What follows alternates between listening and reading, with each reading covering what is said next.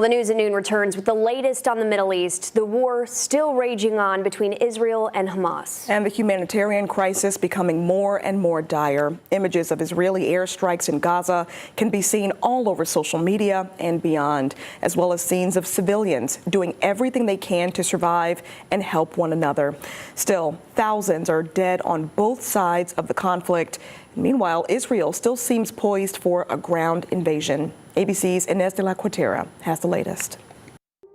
Amid a deadly and growing conflict in the Middle East, the White House announcing President Biden will travel to Israel and the Kingdom of Jordan Wednesday. First is making sure he gets an update from our Israeli counterparts about their plans, their intentions, how things are going on the ground, and make sure that he conveys a strong message of continued support. Number two, it's really on the humanitarian front. It comes after Secretary of State Antony Blinken had a 7-hour marathon meeting with Israeli Prime Minister Benjamin Netanyahu. Israeli authorities preparing to potentially launch a massive land assault in Gaza, a city already suffering from a growing humanitarian crisis. That crisis is why President Biden is also traveling to Jordan Wednesday to meet with King Abdullah, Egyptian President el-Sisi, and Palestinian Authority President Mahmoud Abbas.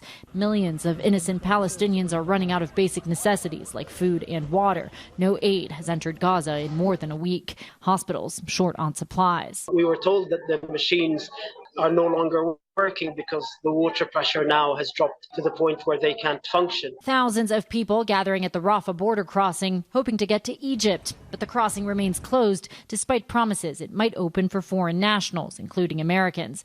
Hundreds of trucks filled with needed supplies also lining up to help Gazans, but that aid is sitting there with nowhere to go. We need access into Gaza, and we need to be able to reach the people inside, wherever they are. Meanwhile, Israeli officials say 199 hostages are still being held by the terror group Hamas inside Gaza, taken in last week's attack. The militant group releasing this video of 21-year-old French-Israeli citizen Mia Shem, her family giving us permission to show these images. She was kidnapped with many others from that desert music festival in Israel, pleading to be reunited with her family. I saw my baby on television. I didn't know if she's dead or alive until yesterday.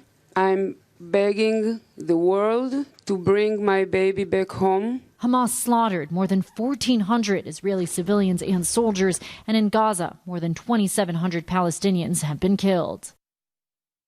And about 2,000 U.S. troops have been put on alert, meaning they could be ready for deployment amid growing fears Iran and its proxy Hezbollah in Lebanon could enter the conflict. Inez de la Cuatera, ABC News, Jerusalem.